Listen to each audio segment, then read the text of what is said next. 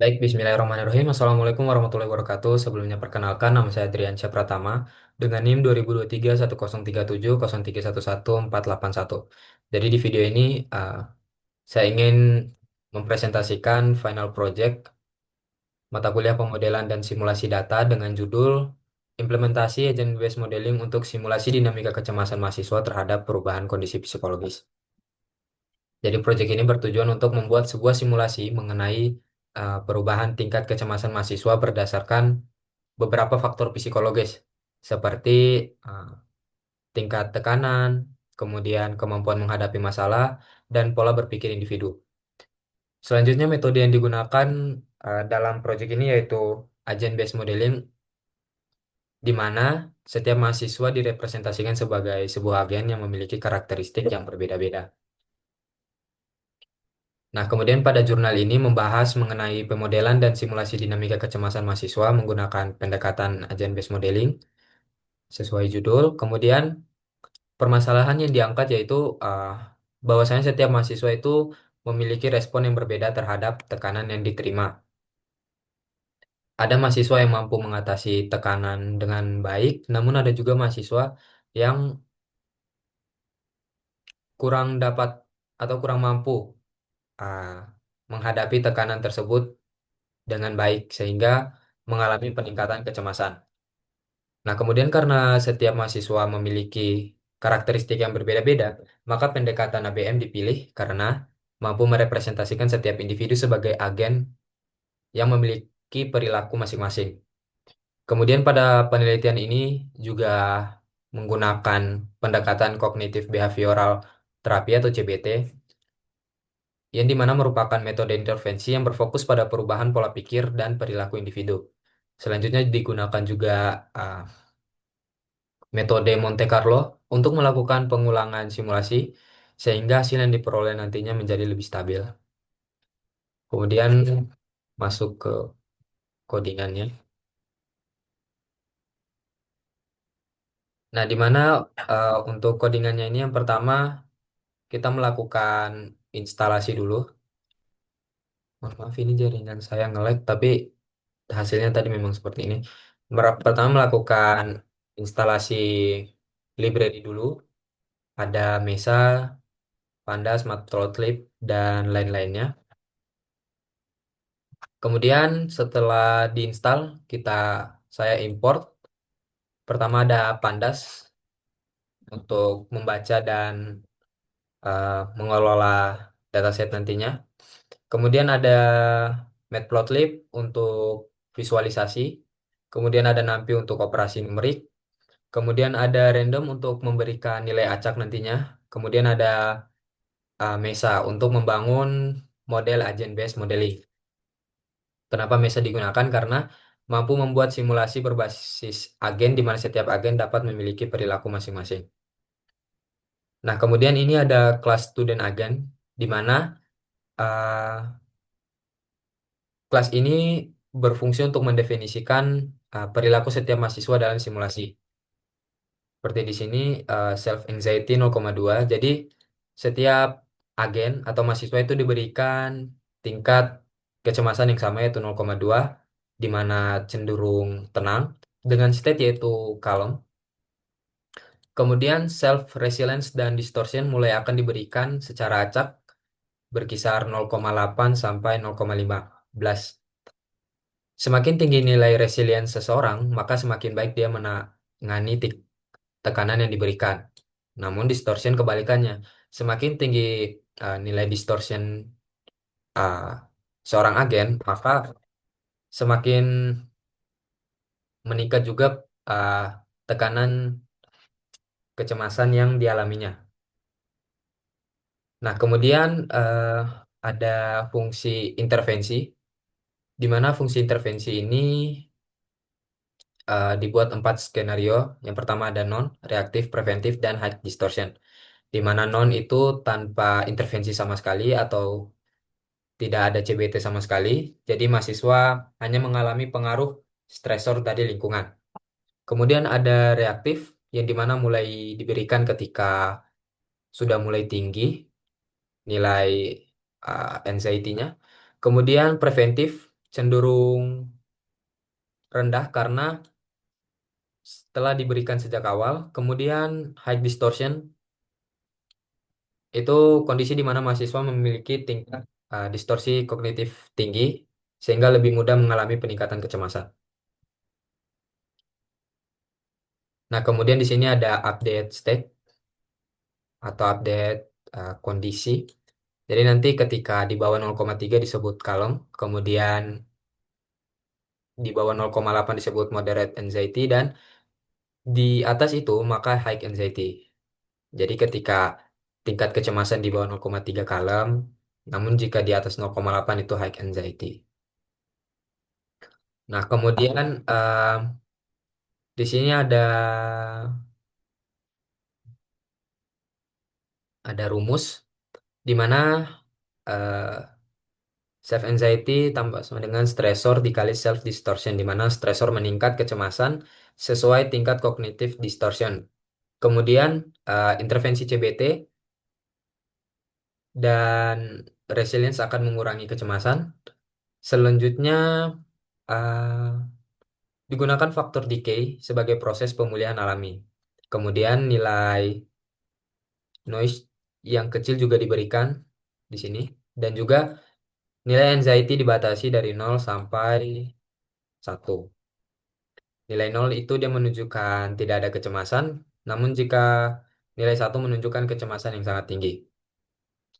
Kemudian di sini ada class anxiety model, di mana eh, di sini kita membuat fungsi dengan jumlah agen itu sebanyak 50, condition non, dengan max stressor 0,12.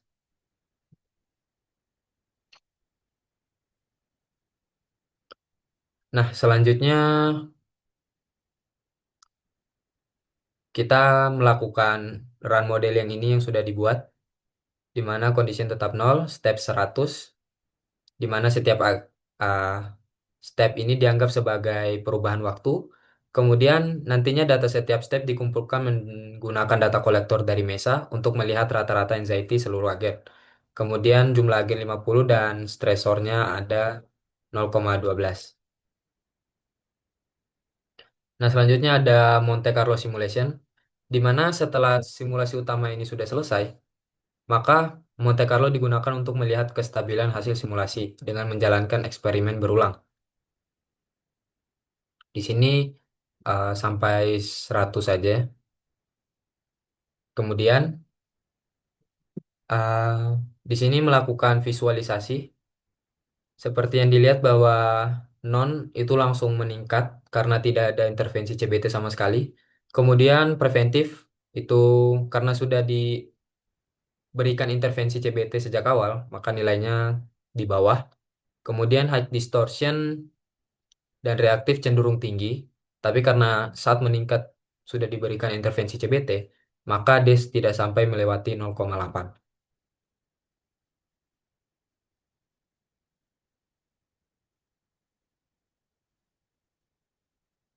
Nah, kemudian di sini kita bisa melihat uh, mean final dan standarnya. Jadi di sini skenario-nya ada 4. Nah, jadi di sini menjalankan Monte Carlo sebanyak 1000 dengan step sebanyak 100 yang nantinya akan menampilkan rata-rata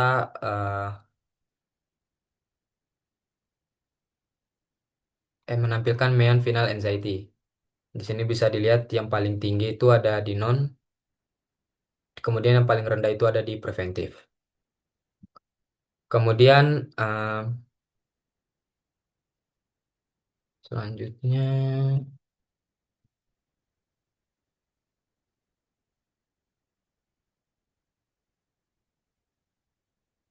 ini ada high anxiety, max system anxiety, median system anxiety.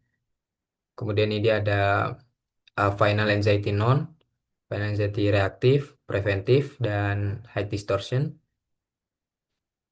Kemudian ada Monte Carlo distribution buat eh, anxiety per skenario. Di sini ada non yang tinggi, reaktif, dan preventif paling bawah, dan high distortion juga tinggi, sekitar 0,8. Kemudian dataset hasil simulasi itu ada confidence interval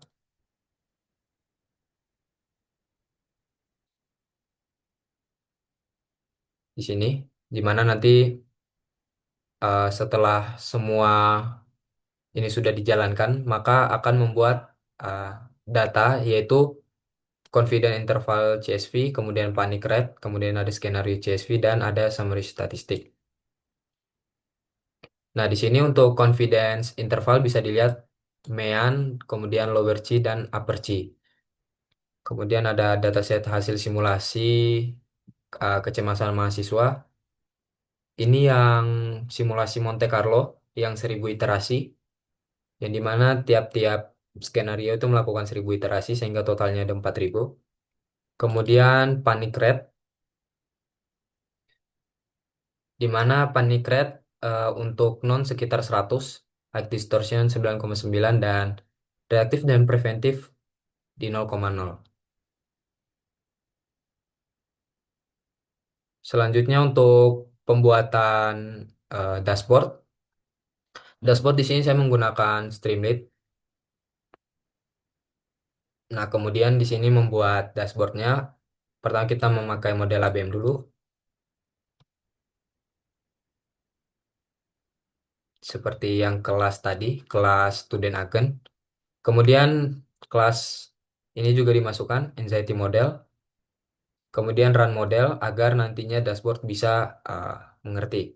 Kemudian ini ada Streamlit dashboard. Di sini dashboard sudah mulai dibuat. Kemudian ada parameter simulasi. Ya, di sini kita uh, membuat dashboard. Kemudian di sini kita membuat Streamlit atau bukan ini untuk seperti mematikan Streamlit gitu. Jadi seandainya Streamlitnya bermasalah, kita bisa menjalankan ini, kemudian menjalankan ulang dan menjalankan ulang dari sini. Nah, kemudian di sini sudah ada linknya.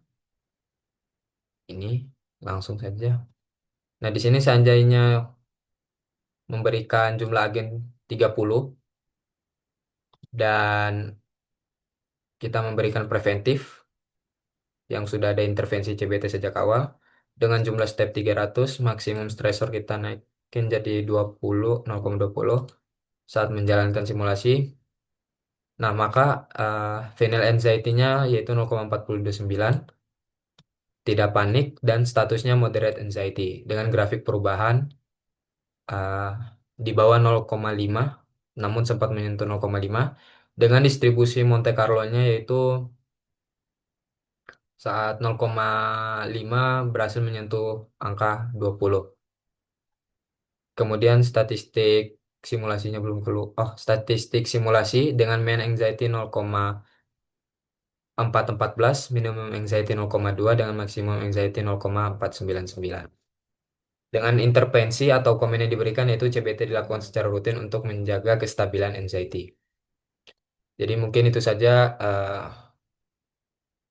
presentasi yang bisa saya lakukan. Lebih dan kurang saya mohon maaf. Wabillahi taufiq wal hidayah. Wassalamualaikum warahmatullahi wabarakatuh.